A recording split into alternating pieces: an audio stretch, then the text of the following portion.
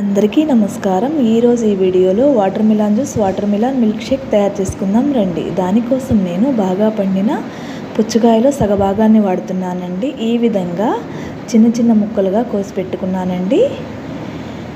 వీటిని విత్తనాలతో సహా అయినా మిక్సీ వేయొచ్చండి. ఎందుకంటే మనం మిక్సీ వేసినప్పుడు అడుగునొస్తే అప్పుడు స్టెయినర్తో తీసేసుకోవచ్చు. అదేవిధంగా ఒక గాజు గ్లాసులోకి 1/2 టీ స్పూన్ దాకా సబ్జా గింజల్ని నీటిలో నానబెట్టి పక్కన పెట్టుకుంటే విధంగా ఒక మిక్సీ జార్లోకి ఈ పుచ్చకాయ ముక్కలు మొత్తాన్ని మెత్తగా పేస్ట్ చేసి పెట్టుకోవాలండి. దీనిలోకి నేను షుగర్ కానీ ఏమీ యాడ్ చేయట్లేదు. బాగా పండినటువంటి పుచ్చకాయ చాలా స్వీట్గా ఉంటుందండి. అందుకని నేను మూత పెట్టుకొని మెత్తగా గ్రైండ్ చేసి పెట్టుకున్నానండి.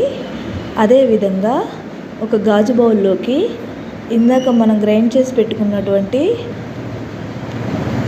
పుచ్చకాయ పేస్ట్ని స్టెయినర్ సహాయంతో వడపోస్తూ ఉన్నానండి. ఈ వడపోసిన మిశ్రమాన్ని ఒక స్పూన్ సహాయంతో ఇలా తిప్పుతూ ఉంటే సీడ్స్ పల్పు మొత్తం ఈ స్టెయినర్లోనే ఆగుతుందండి. ఈ విధంగా చేసుకోవడానికి నాకు 5-6 నిమిషాలు టైం పట్టిందండి. అట్లా అంటూ ఉంటే జ్యూస్ అంతా కిందకి దిగిపోతుంది. పల్పు సీడ్స్ మొత్తం స్టెయినర్లోనే ఆగిపోతాయండి.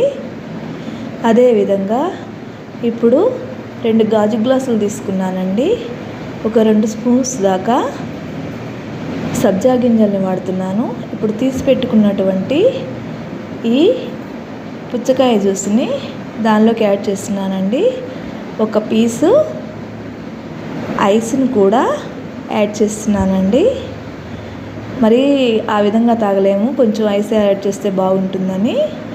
అదేవిధంగా మరొక గాజు గ్లాసులోకి సబ్జా గింజల్ని యాడ్ చేస్తున్నాను.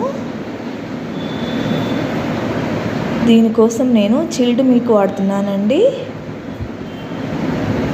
ఒక 1/2 గ్లాస్ వరకు చిల్డ్ మిల్క్ మనం ఫ్రిడ్జ్లో పెట్టుకున్న పాలను పోసేసి ఈ ఉన్నటువంటి పుచ్చకాయ జ్యూస్ని చిల్డ్ మిల్క్లోకి యాడ్ చేయడమే. అంతేనండి, మనకెంతో ఇష్టమైనటువంటి watermelon juice, watermelon milkshake తయారు. చూసారా friends? Thank you watching my video.